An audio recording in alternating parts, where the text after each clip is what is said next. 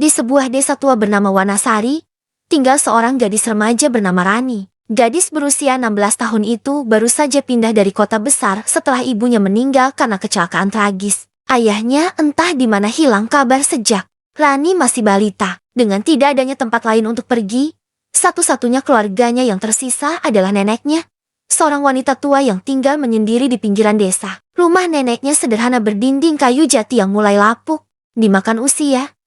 Dengan lantai papan berderit dan atap genteng yang sesekali bocor saat hujan deras datang. Aroma kayu tua dan kapur berus menyambut siapapun yang masuk. Seakan waktu berhenti di tempat itu sejak puluhan tahun lalu. Hari-hari pertama Rani diliputi kebisuan dan kerinduan. Ia belum terbiasa dengan kesunyian desa. Tidak ada suara kendaraan. Tidak ada lampu jalanan. Hanya cahaya temaram lampu minyak dan suara serangga malam. Neneknya jarang bicara. Hanya menyuruh Rani membantu pekerjaan rumah dan menjaga kebersihan. Tetapi ada satu hal yang selalu nenek katakan dengan nada yang tidak bisa ditawar. Kalau azan maghrib sudah selesai, kamu jangan lihat keluar jendela. Apapun yang kamu dengar, abaikan saja. Awalnya, Rani menurut. Ia pikir itu hanya bagian dari kepercayaan tua. Seperti banyak hal aneh yang sering didengar orang kota tentang kampung. Tapi setiap kali azan maghrib berkumandang dari surau kecil di ujung desa, Rani mulai memperhatikan perubahan yang tak bisa dijelaskan. Udara menjadi lebih berat, seperti menekan dari segala arah. Daun-daun berhenti berdesir, tidak ada suara ayam, jangkrik, atau kodok. Bahkan angin seolah enggan bergerak. Desa yang tadinya damai berubah menjadi sunyi yang mencekam. Pada hari keempat tinggal di rumah itu, rasa penasarannya mulai tumbuh. Ia duduk di ruang tengah setelah membantu nenek menanak nasi dan menyapu halaman. Langit mulai berubah jingga. Burung-burung terbang rendah. Ketika azan maghrib mulai terdengar, nenek langsung menutup semua tirai jendela. Membisikkan doa-doa sambil membakar dupa kecil di sudut ruangan. Rani diam saja, memperhatikan dengan mata bingung. Selesai azan, nenek menghampiri dan menggenggam tangan Rani erat. Tangan nenek kasar, dingin seperti batu yang lama terendam air. Lalu dengan suara pelan namun menekan, ia berkata, "Kalau kamu dengar suara-suara, jangan lari. Jangan buka pintu, jangan intip, tetap diam. Dan jangan peduli, itu bukan untuk kita." Rani mengangguk pelan. Walau dalam hati ia tidak sepenuhnya mengerti, namun rasa penasaran manusia adalah hal yang sulit dikekang. 2 malam kemudian, saat nenek tertidur di kursi goyangnya, Rani sendirian di kamar. Azan maghrib baru saja selesai dan tirai jendela belum sempat ditutup. Ia duduk gelisah di ranjang. Tangannya ingin menutup jendela, tapi langkahnya tertahan oleh suara aneh yang menyusup dari luar. Suara itu pelan, seperti suara anak kecil menangis. Lirih, terseduh, bukan tangis marah atau histeris, tapi sedih, kesepian, seolah memanggil, "Tolong, tolong aku." Rani mendengar dengan jelas. Suaranya datang dari arah halaman belakang. Jantungnya berdegup keras, akalnya berkata jangan, tapi tubuhnya bergerak perlahan mendekati jendela. Namun sebelum ia sempat mengintip, nenek muncul dari balik pintu kamar. Matanya membelalak marah, wajahnya pucat pasi. "Jangan!" teriak nenek pelan tapi penuh tenaga, lalu menarik Rani menjauh. Dari jendela, mereka duduk di lantai, dan nenek memeluknya erat. Napas nenek tidak teratur. Tubuhnya bergetar. Dengan suara gemetar, ia berkata, "Tutup telingamu, jangan peduli, itu bukan anak-anak." Rani tak bisa berkata apa-apa. Ia hanya duduk mematung dalam pelukan nenek, mencoba mengusir suara tangisan yang perlahan berubah menjadi tawa kecil. Pelan, panjang, dan tidak seperti suara manusia biasa. Meski angin belum sepenuhnya bertiup, azan pun akhirnya terdengar. Menggema dari surau kecil di ujung desa. Suaranya serak, seolah muazin yang mengumandangkannya tidak bernyawa. Rani berdiri perlahan, hendak menutup tirai jendela ruang depan seperti yang biasa dilakukan nenek. Tapi saat ia melangkah ke kamar, terdengar suara berdecit pelan dari arah jendela depan. Ia membeku di tempat. Jendela yang sebelumnya tertutup dan terkunci itu kini menganga, bergerak perlahan seperti didorong angin. Namun anehnya, tidak ada angin yang terasa. Ia berjalan pelan menuju jendela. Nafasnya tercekat. Di luar hanya tampak halaman kosong dan pohon-pohon rindang yang berdiri membisu. Tidak ada suara, tidak ada gerakan, tapi suasana terasa ganjil. Seakan waktu berhenti sesaat setelah azan berakhir. Pepohonan yang biasa bergoyang kini tegak diam. Bayangan-bayangan mereka tampak lebih panjang dari biasanya, seperti merambat menembus batas rumah. Lalu tiba-tiba, Rani melihatnya. Seorang anak kecil berdiri di bawah pohon mangga tua di sudut halaman. Posisinya lurus menghadap jendela kamar. Menatap Rani tanpa berkedip. Ia mengenakan pakaian yang sudah lusuh. Warnanya tak bisa dikenali karena tertutup debu dan tanah. Wajah anak itu sulit dilihat jelas karena cahaya remang dan posisi bayangan pohon. Tapi yang pasti tubuhnya terlalu pucat.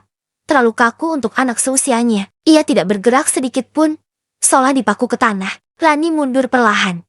Napasnya memburu. Jantungnya menghentak keras di dadanya. Ia mencoba menutup jendela. Tapi tangannya gemetar. Saat ia memejamkan mata dan menarik nafas panjang, mencoba menenangkan diri, suara lain terdengar pelan.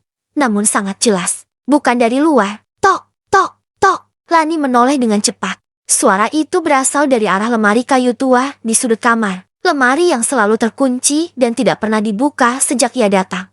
Suara ketukan itu pelan tapi berirama. Satu ketukan, jeda, lalu dua ketukan lagi. Jelas bukan suara tikus atau benda jatuh. Terlalu teratur. Kaki Rani seolah bergerak sendiri. Mendekati lemari itu, tangannya ragu saat hendak menyentuh gagang. Pintunya, suara ketukan berhenti seketika. Dan keheningan kembali menyelimuti. Ia menelan ludah, lalu perlahan menarik pintu lemari yang ternyata tidak terkunci. Di dalam, tidak ada pakaian. Tidak ada selimut seperti yang dibayangkannya. Hanya ada satu benda. Sebuah boneka tua. Dengan rambut kusut seperti benang. Gimbal, gaun putih yang compang camping, dan mata kancing besar yang tampak retak sebelah. Tapi yang paling mengerikan bukan wujudnya, melainkan kondisinya. Boneka itu basah kuyup, bukan hanya lembab, tapi benar-benar seperti baru saja dicelupkan ke dalam air. Tanah di bawahnya pun becek.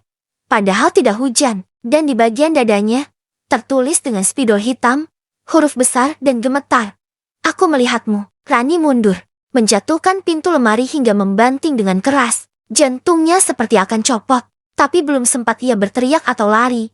Jendela yang tadi terbuka kini tertutup sendiri dengan keras. Tirai berkibar seperti disentakan tangan tak kasat mata. Lampu minyak yang menyala di meja kecil tiba-tiba padam dan kegelapan pun menelan seluruh ruangan. Dalam gelap itu, suara napas pelan terdengar dari balik punggungnya. Bukan napasnya sendiri, lain, dan sangat dekat.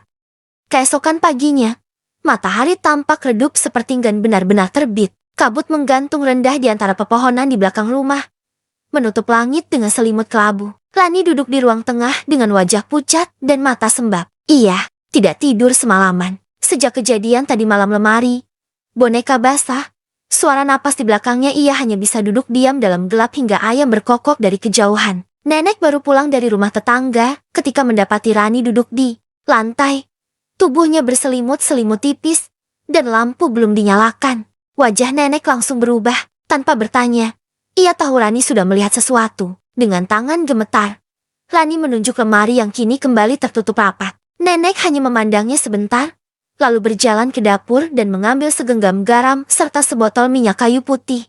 Ia mengitari rumah, menabur garam di setiap sudut sambil membacakan doa dalam gumaman cepat dan gemetar. Namun siang itu, untuk pertama kalinya, Rani tidak membiarkan semuanya berlalu begitu saja. Ia menatap neneknya dengan penuh tuntutan. Nek, aku ingin tahu, sekarang, apa yang sebenarnya terjadi di rumah ini? Katanya pelan namun mantap. Nenek diam lama, duduk di kursi kayu tua, menatap keluar jendela yang kini tertutup rapat. Lalu, dengan suara pelan dan mata yang mulai berkaca-kaca, nenek bercerita. Dulu, saat nenek masih gadis seusia Rani, desa Wanasari tidak sunyi seperti sekarang. Anak-anak biasa bermain di lapangan hingga menjelang malam. Ada satu anak lelaki bernama Danu, anak dari keluarga terpandang di desa. Ia lucu, ceria, dan paling suka bermain petak umpet. Suatu sore, ketika azan maghrib baru saja selesai, Danu bersikeras ingin bermain satu ronde lagi bersama teman-temannya.